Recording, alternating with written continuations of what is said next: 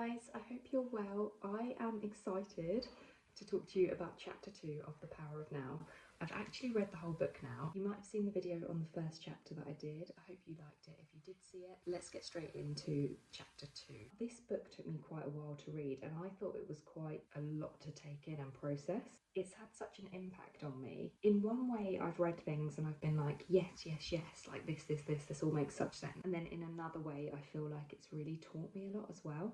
So I just want to talk about it, like anything that can spread more on it. Obviously, different things will be interesting to different people, so I do recommend reading it for yourself. Chapter 2 is called Consciousness, the Way Out of Pain. You can kind of see I've gone in highlighting lots of bits. Create no more pain in the present. So it's about this idea that we create pain. There's some parts that I liked. It says, pain is self-created as long as the unobserved mind runs your life. If you're not observing your own mind and the way you think, your mind will go whatever way it wants, run your life and create pain through the things that it thinks. The way you can get away from this is like stepping outside your mind, and I think this is such a fascinating idea. Bits I've highlighted, this is not like actual sentences in the book, I've just kind of taken parts.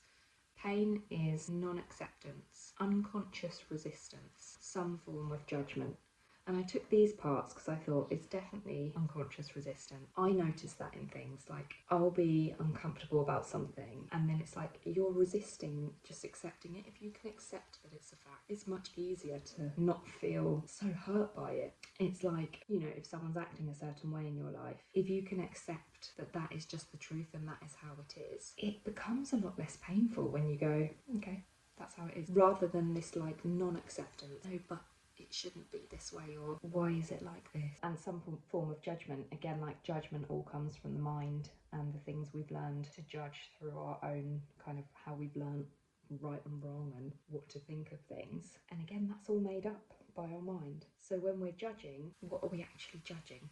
Often it's actually a reflection of us. You are identified with your mind. So I love this idea. So this is the idea that you can disidentify with your mind. So your mind kind of tells you, I'm this, I'm this, I'm this. And you can actually like step away from that. And it's really freeing. And then you're like a different being. And then suddenly you don't actually have to agree with your mind.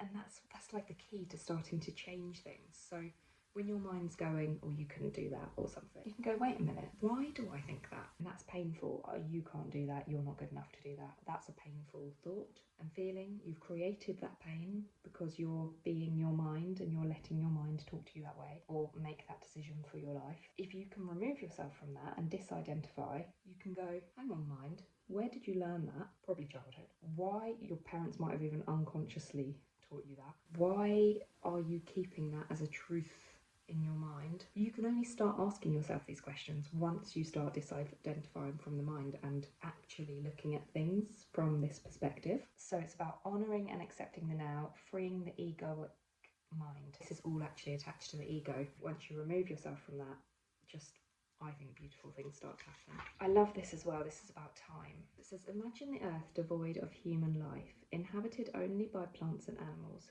Would it still have a past and future? Could we still speak of time in a meaningful way? The question, what time is it? Or what's the date today? If anybody were there to ask, would be quite meaningless. The oak tree or the eagle would be bemused by such a question. What time? They would ask. Well, of course, it's now. The time is now. What else is there? And I love this, and it goes on to call it clock time. I've really thought about that since the book, because we get so wrapped up in the past and future, and not just long term, short term, you know, what am I doing tomorrow? What am I doing later today? How often do you sit and actually be in the moment that you're in? Often if we're with friends and family or, you know, people, it happens. But otherwise, this is why they say as well, people go for like certain sports that make them feel in the now because you're focused on what you're doing. You know, because sometimes we seek out certain hobbies because it's a way of getting into the now.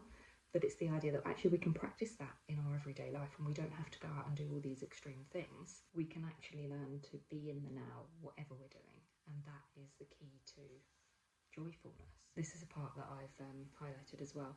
The mind, to ensure that it remains in control, seeks continuously to cover up the present moment with past and future. Vitality and infinite creative potential of being is inseparable from the now, but covered up by time, your true nature becomes obscured by the mind.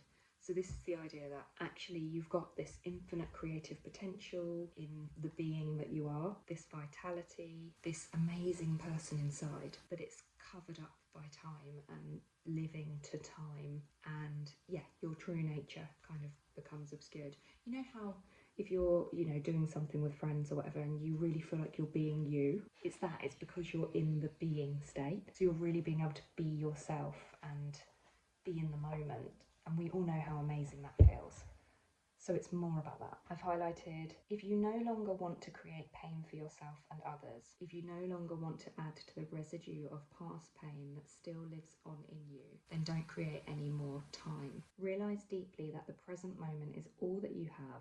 Make the now your primary focus in life. And this doesn't mean don't make plans for the future, but it's saying if you're doing that, if you're in the moment, you're making your plans for the future, you're manifesting, you might be making a mood board of things that you want in the future, or you might be putting an Excel document together of how you're going to be better with your money, or you might be planning a holiday for the future. It's about being in that moment. Yeah, it's hard to explain, but I'm hoping that it comes across, like the bits that I found really interesting. I've actually written a little note on this page, and I've written, another way to heal if you lived this way. Trauma can't be in control. I'm quite into healing and kind of how I can heal things that I don't know is there, because I think that's really interesting, like what our body unconsciously holds. And I love this idea that actually you might not be able to get to everything, but if you're living in the now, none of that's actually there. That's not controlling you, because that's all part of the pain body. I've highlighted, realise deeply that the present moment is all you ever have. And then it says, pay brief visits to the past and future when required. So that's kind of like what I was saying, like, you might pay a brief visit when you're doing things that you need to do, looking at practical stuff for the future or the past, but don't live in it. Whatever you're doing, be like, right, this is what I'm doing. I'm going to focus and be in that and appreciate that moment and everything around me that's going on. And the fact that I'm living my life right now and I'll never be this young again. It's insane to oppose life itself.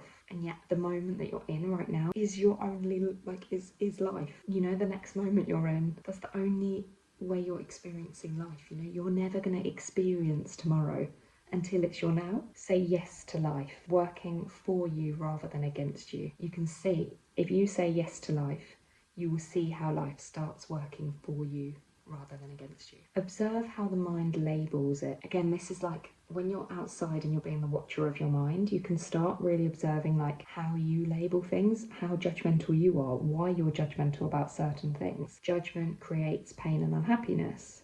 Watching the mechanics of the mind, you can step out of your resistance patterns.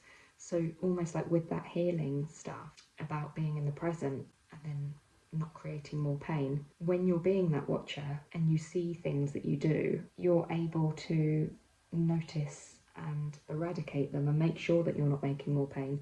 It's when you're unconscious in moments and you're being your mind that you won't notice things come out and behaviours. That's where you can find inner freedom and true inner peace. I love this. Accept, then act. And I think this is so important, like accept whatever it is, just accept it. Acceptance is the key, and then you can act. Accept it as if you have chosen it, it says. Always work with it, not against it. So dissolving the pain body, and I love this concept of the pain body being something different from you, and you can not get control of it, but you can see it for what it is, away from the true you underneath.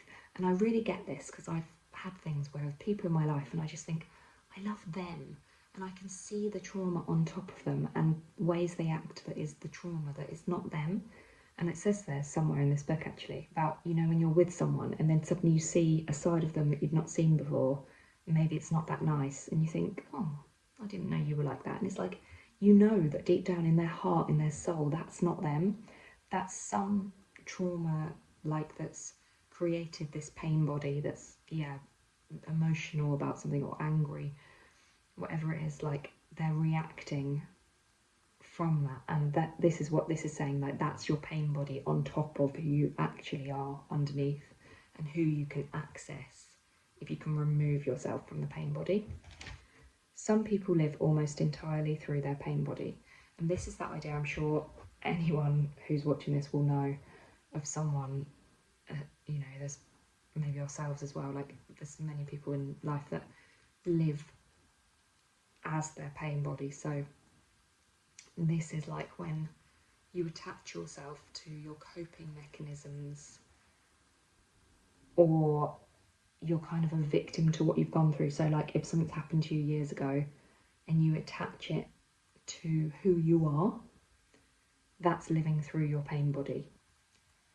It's more important to observe it in yourself than someone else. And I think this with everything in life, like look inwards. I know so many, I say so many people, I know people in my life who are interested in spirituality and different things, but you can tell they've never really gone inwards because it's quite painful to do.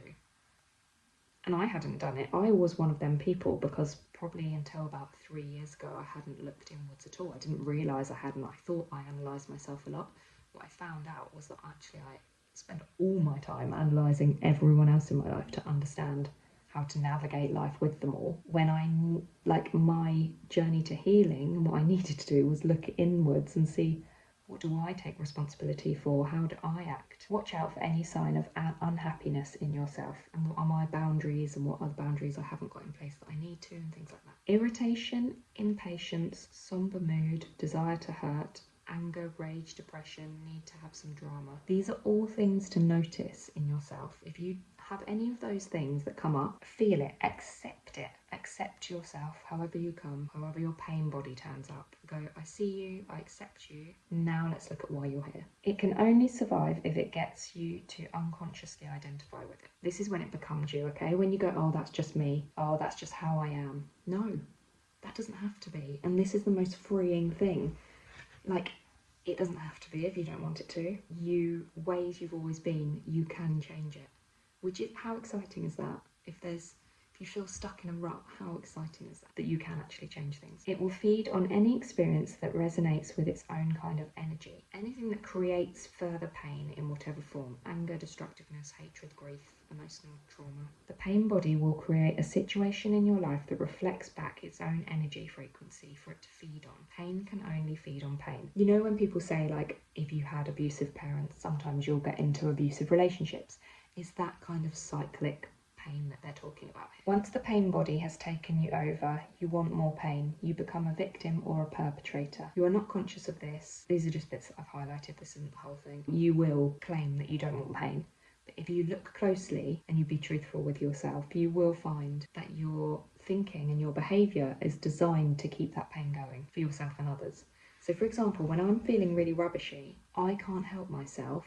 I'm getting better because I'm seeing it for what it is. I buy a packet of biscuits and I eat like the whole pack. And when I'm eating it, I don't want it. Like, I am getting some sort of comfort from it, but I know it's not going to make my body feel good. And it's weird. I have this weird, like, yeah, I get like a pleasure out of it, even though it's not actually what I want. That is the sort of thing you're looking for. The pain body, and knowing that if you feed that, you make it stronger, is a really helpful way to be able to be bigger than it and be like, no, I see you, I accept you, but I'm not doing it anymore. We're not doing this cycle anymore. Dark shadow cast by the ego is the pain body, afraid of the light of your consciousness. So if you can see that and you can be separate from it and you can be conscious, it's afraid of that, and it will do its best to get you back into your old ways that feel comfortable to the pain body. When you release that, your pain body dies, your ego dies, when you are able to overcome it. And it doesn't want that, because that's death to it. So it does everything it can to get you back into your old routines, which is why it feels so difficult to get into new routines and to live the life you want to live and to change everything. Its survival depends on your unconscious identification with it, your unconscious fear of facing the pain that lives in you. If you don't face it, you will be forced to relive it again and again. And I'm sure you will have experienced this. I think everyone has. Those things that you're like, I want to do that, and then you just don't. I have it. I have things that I know I can do to improve my posture, and then if I don't do it for a while, I get a really bad back. And yet,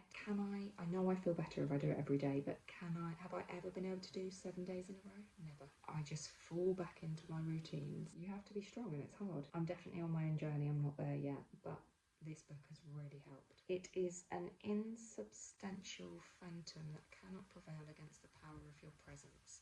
So this is the thing, when you feel like not doing something or doing something that you know, when you feel your pain body trying to get you back, you're saying, oh, I want to go and do that workout, but your pain body's going, no, don't do it, don't do it, don't do it. You're tired, it will be hard, blah, blah, blah. Or the other way around, your pain body's telling you to do something that you don't want to do.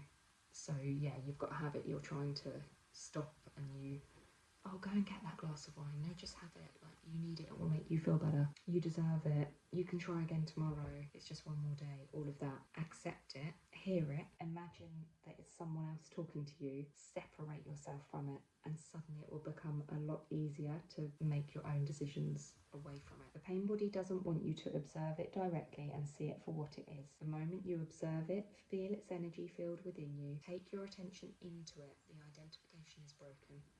When you do this, suddenly the need to do that thing that the pain body's been forcing you to want to do will go. It's amazing. Be the witness, be the watcher, disidentify from it. I've also highlighted on this page, when you start to disidentify and become the watcher, the pain body will continue to operate for a while and will try to trick you into identifying with it again. It has a certain momentum, just like a spinning wheel, that will keep turning for a while, even when it is no longer being propelled. At this stage, it may also create physical aches and pains in different parts of the body, but they won't last. Stay present, stay conscious. Be the ever-alert guardian of your inner space. Watch the pain body directly and feel its energy. It then cannot control your thinking. Where there is anger, there is always pain underneath. Then I've highlighted alchemy, suffering into consciousness. Your responsibility then is not to create further pain. Focus attention on the feeling inside you. Know that it is the pain body. Accept that it is there. Don't think about it. Don't let the feeling turn into thinking. Don't judge or analyse. Don't make an identity for yourself out of it. Stay present.